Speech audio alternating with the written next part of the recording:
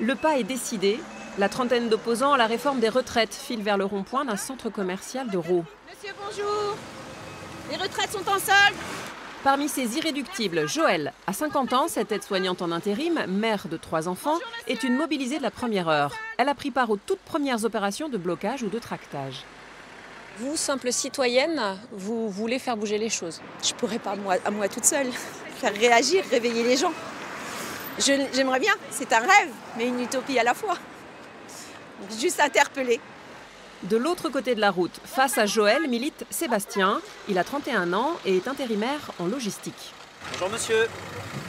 Vendredi prochain, journée de grosse mobilisation pour la défense du système des retraites. Le gouvernement veut le mettre en place au projet. Si on est nombreux dans la rue, on peut empêcher que ça passe. Ce discours, il l'avait déjà en lui, mais n'était jamais passé à l'action. Et puis, il a eu un déclic qui l'a incité à se lever à 4 h du matin pour participer aux diverses actions. On hésite fortement parce que ça paraît pas naturel de se lever si tôt pour ses convictions. On est tellement dans notre retrait quotidien qu'on se dit à quoi bon se lever.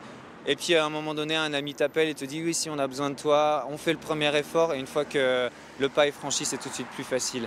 Après plusieurs semaines de mobilisation, son cœur balance entre amertume et détermination. Joëlle, quant à elle, reconnaît à demi-mot un début d'usure. Pour moi, le mouvement, dans ma pensée, c'est pas essoufflé.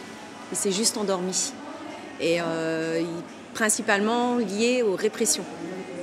Moi-même, j'ai levé le pied, hein. J'ai pris une amende.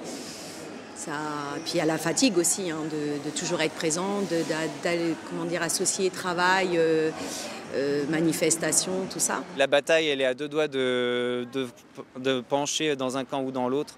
Il faut donner. C'est pas maintenant qu'il faut lâcher. Tous deux se retrouveront à n'en pas douter lors de la manifestation de vendredi. Je vais te sortir de ma nuit.